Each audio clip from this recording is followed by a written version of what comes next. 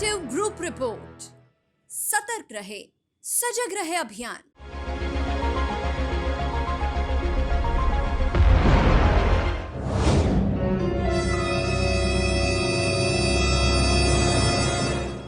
नमस्कार, detective group report के special segment विश्लेषण में आज आपके लिए लेकर आई हूँ कुछ ऐसी कहानी जिसके खुलासे बेहद चौंकाने वाले थे। और कहते हैं ना कि आरोपी कितना भी शातिर क्यों ना हो, अपने पीछे सुराग जरूर छोड़ जाता है। तो शुरू करते हैं आज की कहानी के साथ। 2016 जोधपुर रोहित मर्डर केस। बात 2016 की है। राजस्थान के जोधपुर में 27 साल के रोहित ने सुसाइड कर लिया। रोहित की शादी हुए को अभी सिर्फ 2 महीने हुए थे। सब कुछ ठीक था, किसी से कोई लड़ाई नहीं, कोई आपसी मतभेद नहीं। फिर सुसाइड जैसा घातक कदम क्यों? पुलिस अपनी तफ्तीश में जुट गई। समझ ही नहीं आया कि आखिर रोहित ने सुसाइड किया क्यों है। कोई सुसाइड नोट भी पुलिस को नहीं मिला। आखिर कैसे आरोपी ने छोड़ा सबूत? आरोपी की एक छोटी सी भूल पूरे पन्ने को पलटा कर रख दिया, और वो ये कि रोहित सारा काम दाहिने हाथ से करता था। अगर उसे सुसाइड करना होता तो वह दाहिने हाथ के बाएं हाथ की नस काटता, लेकिन यहाँ माजरा कुछ उल्टा था। दूसरी बात तो ये कि ब्लेड से हाथ ऐसे काटा गया कि हड्डी तक नजर आ रही थी। इससे पुलिस का शक और गहरा गया, और सख्ती से पूछताछ करने के बाद सारी कहानी सामने आ गई। क्या थी पूरी कहानी?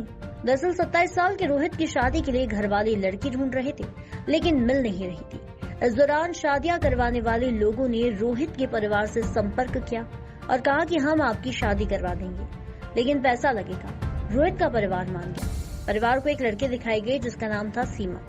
सीमा की शादी भी हो चुकी थी, लेकिन कुछ दिन रहने के बाद उसने अपने पति को तलाक दे दिया था। सीमा सुंदर थी, इसलिए तलाक रोड़ा नहीं बना। 29 मार्च 2016 को दोनों की शादी धूमधाम से हो गई। रोहित इस शादी से बेहद खुश था, लेकिन सीमा खुश नहीं थी। उसे उस घर में उलझन हो रही थी। अप्रैल के पहले हफ्ते में ही माँ से बात की और कहा कि मैं यहाँ रहना नहीं चाहती।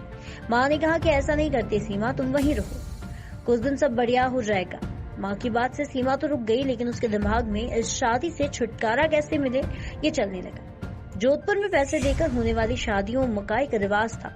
दुल्हन को 12 महीने तक ससुराल में ही रहना होगा। इस दौरान दुल्हन के घर वाले तो आ सकते हैं, लेकिन दुल्हन नहीं जा सकती। सीमा के लिए बड़ा दुख था, क्योंकि वह जिससे प्यार करती थी उससे मिलने के लिए वह अपने घर नहीं जा सकती थी। तो उसने एक तरकीब निकाली। उसने अपने प्रेमी को ससुराल बुलाया और रोहित को बताया कि वह उसके मामा का लड़का है। रोहित सहित परिवार के सभी लोगों ने उसका स्वागत किया। खाने पीने की बढ़िया चीजें बनाई गई। रोहित ने रात में खुद रोहित छत पर सोने चला गया और सीमा के साथ उसका प्रेमी उसके कमरे में सोया। उसी रात सीमा ने तय कर लिया कि अब रोहित को रास्ते से हटा कर रहूंगी। ये बात उसके प्रेमी को भी पता थी, लेकिन उसे इतना नहीं पता था कि घटना को इतनी भयानक तरीके से अंजाम दिया जाएगा। इसलिए सीमा ने दिया साजिश को अंजाम। 6 मई 2016 रात के 8 बजे थे और सभी खाना खाकर अपने अपने कमरों में सोने चले गए। रोहित और सीमा भी अपने कमरे में गए। रोहित खुश था। सीमा ने कहा कि आइए आज हम एक खेल खेलते हैं। रोहित ने कहा ठीक है, बताओ क्या करना है। सीमा ने एक रस्सी ली और रोहित का हाथ तेजी से बांध दिया। रोहित खुशी खुशी हाथ बंधवा लेता है। सीमा ने इसके बाद रोहित की गर्दन दबाई। रोहित ने पूछा कि मैं गर्दन दबाकर तुम्हें मारना चाहती हूँ। रोहित को सब कुछ मजाक लग रहा था। उसने कुछ नहीं कहा। इस दौरान सीमा ने एक बारगी जोर से गला दबा दिया। रोहित बेहोश हो गया। यहाँ से सीमा का असली रूप सामने आ गया। उसने तुरंत ब्लेड निकाला और रोहित के दाहिने हाथ की नस को बेदर्दी से काट दिया। तेज रफ्तार से खून निकलने लगा। सीमा यह सब देख रही थी। 2 घंटे बाद जब उसे विश्वास हो गया कि रोहित की जान निकल चुकी है, तब वह वहाँ से उठी और हत्या के बाद सीमा कमरे से चीखते हुए बाहर भागी। वह कहती है कि रोहित ने सुसाइड कर लिया है, हाथों की नस काट ली है।